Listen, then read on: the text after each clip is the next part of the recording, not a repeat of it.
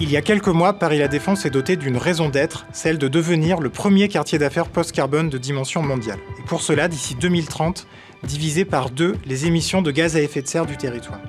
La première action que nous lançons pour concrétiser cette raison d'être, c'est un grand appel à projets que nous baptiserons Empreinte et qui conduira, dans les prochaines années, à transformer en profondeur plusieurs secteurs stratégiques du quartier d'affaires.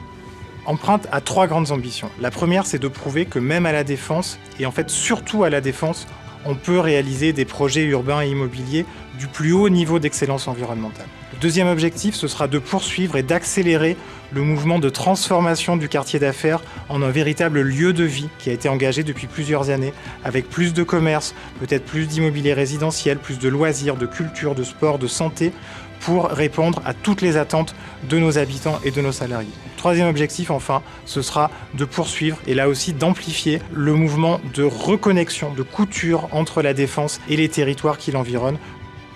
L'appel à projet va porter sur 5 sites stratégiques pour le développement du quartier d'affaires. 3 se trouvent sur la commune de Puteaux, le site de la Demi-Lune à proximité du centre commercial des 4 Temps, le site de l'avenue Jean Moulin, une connexion importante entre le quartier d'affaires et le centre-ville de Puteaux, et le site qu'on appelle Liberté, aux environs du débouché du boulevard circulaire sur le pont de Neuilly.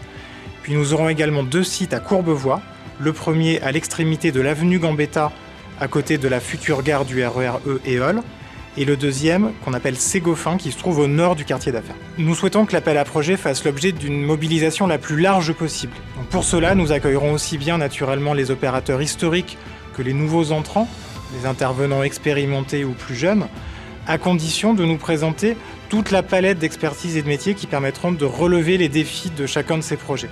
Nous espérons que cet appel à projet vous enthousiasmera autant que nous l'avons été à le préparer et surtout qu'il vous inspirera, qu'il vous donnera envie de participer à cette nouvelle page de l'histoire du quartier de La Défense qui est en train de s'écrire. Nous avons hâte de découvrir vos propositions. À très bientôt.